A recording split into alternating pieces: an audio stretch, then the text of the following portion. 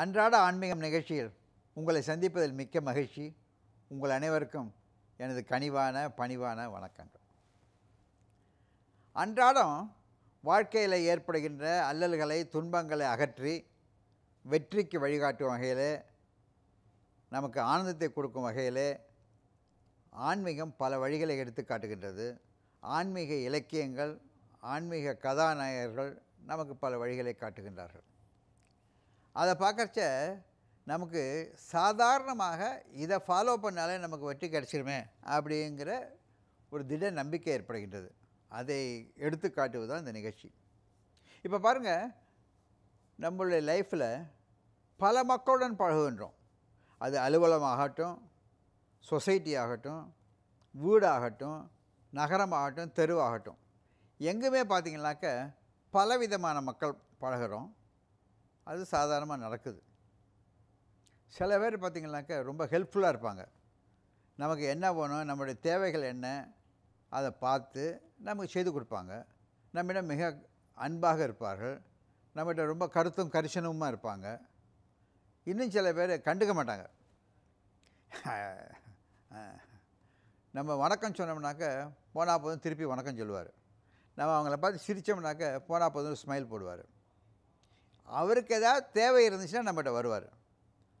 Sir உங்களை தான் sir ரொம்ப நாளாக பார்த்துட்டு இருக்கிறேன் சார், தேடிட்டுருக்கேன் சார்னு சொல்லுவார். சொல்லிவிட்டு ஏதாவது கேட்பார், செய்வார். எப்போவாவது அவருக்கு நல்ல மனம் இருந்துச்சுன்னா நம்ம சில உதவிகளும் செய்வார். இல்லைன்னா கண்டுக்க மாட்டார். அது மாதிரி ஒரு சில பீப்புள். இன்னும் சில பேர் பார்த்திங்களா அப்படின்னாக்க அப்படி இருப்பார். முகத்தில் ஒரு சிரிப்பு இருக்காது, ஒன்றுமே இருக்காது. அது மட்டும் இல்லை, நமக்கு நம்மளை கண்டாலே அவருக்கு பிடிக்காது. நம்ம எதிரியாக கருதுபவர். ஏன்னு கேட்குறீங்களா? காரணம் இருக்கலாம், காரணம் இல்லாமலும் இருக்கலாம்.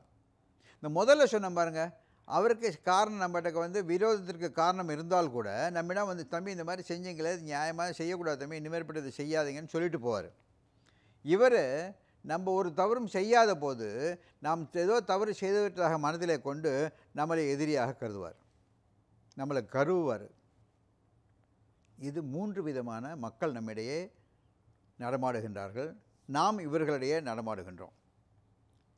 ஒருவர் நாம் கேட்காத பொழுது நம்மிடம் அன்பு கொண்டு, அவராகவே நம்மிடம் அன்பு கொண்டு பாசம் கொண்டு நமக்கு பல உதவிகளை செய்வார். நம்மிடம் கண்ணும் கருத்துமாக இருப்பார். மற்றொருவர் வில் பி இன்டிஃபரண்ட். அவருக்கு நம்மளை பற்றி ஒன்றும் கருத்து கிடையாது. தேவைப்பட்டால் நம்மகிட்ட வருவார், இல்லைனா போயிடுவார். மூன்றாமவர் நம்மிடம் குறை கண்டு கொண்டே இருப்பார். எதுக்கு எடுத்தாலும் குறை சொல்லுவார். எதுக்கு எடுத்தாலும் நம்மிடம் தப்பு கண்டுபிடிப்பார். எதுக்கு எடுத்தாலும் நம்மிடம் விரோதம் பாராட்டுவார். இதை பார்த்திங்கன்னா இது வீட்லேயும் இருக்குது, அலுவலகத்துலேயும் இருக்குது. அலுவலகத்தில் பார்த்திங்கனாக்க there are some good bosses. அந்த பாஸ் என்ன பண்ணுவார், ஏன்ப்பா தம்பி எப்படி இருக்கேன்னு கேட்பார். அலுவலகத்தில் உள்ள வேலைகளை பற்றி சொல்லிக் கொடுப்பார். அலுவலகத்தில் நமக்கு தெரியாத எக்ஸ்போஸ் பண்ணி கொடுப்பார். நம்மளை எக்ஸ்போஷர் கொடுக்குறது மட்டும் இல்லை, நம்மளை ட்ரைனிங்க்கு அனுப்புவார். இந்த மாதிரி பழக்குவார். இது அலுவலகத்தை பொறுத்த மட்டுமல்ல. ஏன் தம்பி உங்கள் வீட்டில் என்ன யாராக இருக்காங்க, எப்படி இருக்கிறாங்க, என்ன தேவை, எப்போ அவன் பையனுக்கு ஸ்கூலில் அட்மிஷன் ஒன்று கேட்டே முடிச்சிட்டியா, or can I be of any service, நான் வேணும் சொல்லட்டுமா அவர்கிட்ட அப்படின்லாம் கேட்டு உதவி செய்வார்கள். இவர்கள் தெய்வங்களை போன்றவர்கள். இவர்கள் மனத்திலே மாசற்றவர்கள். இவங்க மனசில் பிறருக்கு உதவி செய்ய வேண்டும் என்கின்ற எண்ணத்தை தவிர வேறு ஒன்றுமே இருக்காது. எண்ணங்கள் மட்டுமல்ல, அதற்கு உதவிக்காரம் எப்பொழுதும் தீட்டிக் கொண்டே இருப்பார்கள். இவர்கள் அலுவலகத்துலேயும் இப்படி தான். இன்னும் சில பேர் ஹலோ அப்படின்னு சொல்லிட்டு போயிட்டே இருப்பார். நம்ம போய் கேட்டோம்னாக்க அப்படிங்களா கொஞ்சாங்க சொல்லித்தரேன், மேபி சம்டைம்ஸ் சொல்லிக் கொடுப்பாரு, சம்டைம்ஸ் சொல்லிக் கொடுக்க மாட்டார். புது கான்டாக்ட்லாம் கொடுப்பாரு. பிஸ்னஸ் இருந்தாங்கன்னா பிஸ்னஸ் புது கான்டாக்ட் கொடுப்பாரு, இல்லாட்ட கொடுக்க மாட்டார். அதுவும் சரி. இந்த தேர்ட் கேட்டகரி இருக்காங்க பாருங்கள், அவங்க இவன் எப்படா தப்பு பண்ணுவான், இவனை எப்போ கவுக்கலாங்கிறதுக்கு ராங் சைடாகவே என்ட்ரி சொல்லி கொடுப்பாங்க. இது அலுவலகங்களில் நடக்கிறது விட்டு கொடுக்க முடியாது. வீட்டில் உறவுகளும் அப்படி தான். நம்ம தாய் தந்தை போல் பேணுகின்ற உறவினர்கள் இருக்கின்றார்கள். நம்ம எவ்வளோ தூரத்தில் இருந்தாலும் ஃபோன் அடித்து கேட்பாங்க. இப்போல்லாம் ஃபோன் தான், செல்ஃபோன் நிறையா இருக்குது. ஃபோன் அடித்து கேட்டுட்டு எப்படிப்பா இருக்கிற, என்ன எது எல்லாம் விசாரிச்சுட்டே இருப்பாங்க. இவர்கள் நமக்காக தாய் தந்தை போல, அண்ணன் தம்பி போல அன்புடன் பல உதவிகளை செய்வார்கள். மற்றொருவர்கள் என்னென்னாக்க வந்தால் சரி, ஹலோ வந்தீங்களா வாங்க, போனேன் அதோடு இருக்கும். இன்னும் சில உறவுகள் பாருங்கள், குற்றம் கண்டுபிடிப்பதற்காகவே குறை சொல்லுவதற்காகவே இருப்பார்கள். அதாவது தமிழில் சொல்லுவாங்க, சாதாரணமாக நம்ம வீட்டில் சொல்லுவாங்க, அதாவது கல்யாணம் ஆன புதுசில் மனைவி கேட்பாங்களாம், ஏங்க காப்பி குடிக்கிறீங்களா, ஏங்க டிஃபன் சாப்பிட்றீங்களா, ஏங்க முகம் வாழ்ந்த மாதிரியே இருக்குன்னு கேட்பாங்களாம். இன்னும் கொஞ்ச நாள் ஆச்சுனாக்கா, ஏங்க காப்பி வச்சுருக்கிறேன் சாப்பிடுங்க அப்படிம்பாங்களாம். இன்னும் கொஞ்ச நாள் போச்சுனாக்கா, காப்பி குடிக்கிறியா இல்லையா அப்படின்னு கேட்பாங்களாம். இன்னும் கொஞ்ச நாள் போச்சுன்னா, அங்கே தான் காப்பி வச்சேன் குடிக்க வேண்டியது தானே அப்படியா. அதோடு இருந்தால் பரவாயில்ல, ஏங்க நானும் தான் காலையிலேருந்து சொல்லியிருக்கிறேன், காப்பியை குடிச்சிட்டு அங்கேயே டம்ளர் வைக்கிறீங்களே, யார் கொண்டு கழுவி வைப்பாங்க? இல்லைப்பா நான் போய் எடுத்து கொண்டு வைக்கிறேன். அதே தான் வேலை செய்வீங்க. இது எந்த பணி செய்தாலும் குற்றம் காணுவது என்பது சிலருடைய வழக்கமாகிவிடுகிறது. இது முதுமையிலே இருப்பதாக கருதுகிறார்கள். ஆனால் நம்முடைய பாருங்கள், உறவு முறைகளை பார்க்கும் பொழுது மாமியார் மருமகள் பால் குற்றம் கண்டுபிடிப்பதாகவும், மருமகள் மாமியார் பால் குற்றம் கண்டுபிடிப்பதாகவும் எதிரியாகவே கருதுகின்றார்கள். இது இந்த உறவுகளில் பார்க்குற பொழுது அண்ணன் தம்பி இருக்காங்க, இந்த அண்ணன் மனைவி தம்பி மனைவி இவங்க 2 பேருக்கும் ஒத்து போக மாட்டேங்குது, இது வேற இருக்குங்கிறாங்க. இதெல்லாம் இந்த மாதிரி உறவுகள்லாம் இருக்குது. இதைத்தான் ராமர் காட்டிலே சென்று போகின்ற பொழுது 3 வகையான மக்களுடன் பரவுகின்றார் என்று காட்டுகின்றார்கள்.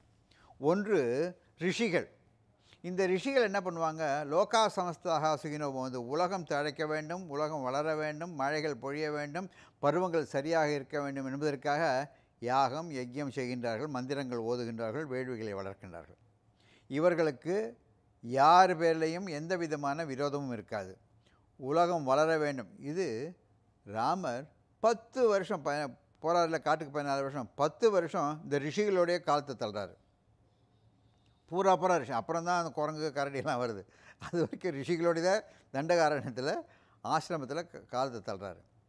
இந்த ரிஷிகளோட காலம் தள்ளத்தினாலேயே ராமருடைய குணங்கள் உயர் குணங்களாக மாறுகின்றன, உயர் குணங்களாக வளர்கின்றன.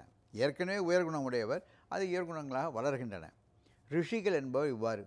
மிருகங்களும் காட்டில் இருக்கின்றன, அதுகளையும் பார்க்குறாரு. அந்த மிருகங்கள் இருக்குது பாருங்கள், உயர்வானவை. அந்த மிருகம் நம்மளை அனாவசியமாக தீண்டாது, அது மட்டும் இன்டிஃபரெண்ட்டாக இருக்கும். பசித்தால்தான் ஒரு புலி இரையை அடிக்கும். பசிக்கவில்லை என்றால் ஒரு புலி இரையை அடிக்காது, அதுக்கு தேவையில்லை. இட் வில் பி இன்டிஃபரெண்ட், போயிட்டே இருக்கும் அப்படின்னு சொல்லிட்டு போயிட்டுருக்கும். ஆனால் அந்த புலி எந்த காரணத்திற்காகவும் ஒரு மனிதனை துன்புறுத்துவதில்லை, ஒரு சிங்கம் துன்புறுத்துவதில்லை. இதே போல் தான் இருக்குது. ஒரு குரங்கே எடுத்துக்கலாம், மரத்தில் ஏறி பறிக்காக இருக்கும், பறிச்சுனா காய் பழமாக இருந்தால் தான் எடுக்கலான்னு இருக்காது. அதுக்கு பசி ஏற்படாவிடில் அது ஒரு மிருகம் தொந்தரவு பண்ணாது. It's indifferent. அந்த மிருகத்தையே நம்ம பழகிட்டோம்னாக்க அது நமக்கு அடிமையாகிவிடும். அதுவும் பார்க்குறோம். இந்த அரக்கர்கள் இருக்கிறார் பாருங்கள், அவர்களிடம் ஒன்றுமே செய்ய முடியாது, அவர்கள் விரோதிகள். அதனால தான் ராமர் இந்த முனிவர்களை வணங்கினார், முனிவர்களுக்கு பணிவிடை செய்தார், முனிவர்களிடமிருந்து பல மந்திரங்களையும் அஸ்திர சஸ்திரங்களையும் கற்றுக்கொண்டார். இந்த மிருகங்களுடன் பழகினார், மிருகங்களை பழக்கினார். மிருகங்களினாலே, குரங்குகள் கரடிகள் இவைகளினாலே பெரும் படையை உற்பத்தி செய்து கொண்டார், தனக்கு பக்கபலமாக வளர்த்து கொண்டார். இல்லைனா பாருங்கள், ஒரு குரங்கு கூட்டத்தை கலைக்க முடியும். ஒரு குரங்கை நீங்கள் வச்சு கட்டி மேய்க்க முடியுமா? குழந்தைங்களே வீட்டில் வேலை செய்ய குரங்குங்கிறாங்க. அப்போ காலத்தில் சொன்னாங்க, இப்போ இல்லை. குரங்கு என்று கூறுகிறது ஒரு குரங்கு கட்டுப்பாட்டிற்கு அப்பாற்பட்டது என்பதற்காக. ஆனால் ஒரு குரங்கு படையே வைத்து கொண்டிருந்தான் ராமன். ஆக இது அடுத்த கேட்டகரி. 3rd கேட்டகரி அரக்கர்கள். அரக்கர்கள் அவர்களை கண்ட்ரோல் பண்ண முடியல. சில அரக்கர்களை கண்ட்ரோல் பண்ண முடிஞ்சுது. For example Vibhishanan. விபீஷணன் நல்லா கண்ட்ரோல் பண்ணார், அவரை தன் பக்கம் சேர்த்து கொண்டார், அவருக்கு முடிசூட்டி விழா செய்தார். ஆனால் அழிக்கப்பட வேண்டிய அரக்கன் ராட்சசன் ராவணன். அந்த ராவணனை மட்டும் அழிக்கவில்லை, அவரை சுற்றமும் உற்றமும் வேரோடு அழித்தார். அது 3 விதமான மக்களிடையே நாம் பழகிறோம். 3 விதமான மக்கள் இருக்கின்றார்கள். அவர்களிடமிருந்து எதை பெற்றுக்கொள்ள வேண்டுமோ பெற்றுக்கொண்டு, அவர்களுக்கு என்ன செய்ய வேண்டுமோ செய்து, அவர்களுடன் எல்லோருடன் பழகி வெற்றி பெற வேண்டும். அதுதான் வாழ்க்கை. அவங்கள தொந்தரவு சொல்லிட்டு பேசிக்கிட்டு இருக்கிறதுல பிரயோஜனம் இல்லை. அவங்க அப்படி தான் இருப்பாங்க. நம்ம தான் அவங்கள ஈடுபடுத்தி கொள்ள வேண்டும், வளர்த்து கொள்ள வேண்டும் என்பது ராமாயணத்தில் ராமர் பழகிய முனிவர்கள், விலங்குகள், அரக்கர்கள் இவர்கள் மூவருமே நமக்கு பாடமாக சொல்லிக் கொடுக்கின்றார்கள். இது போன்ற பல பாடங்கள் இருக்கின்றன வாழ்க்கைக்கு. பார்ப்போமா?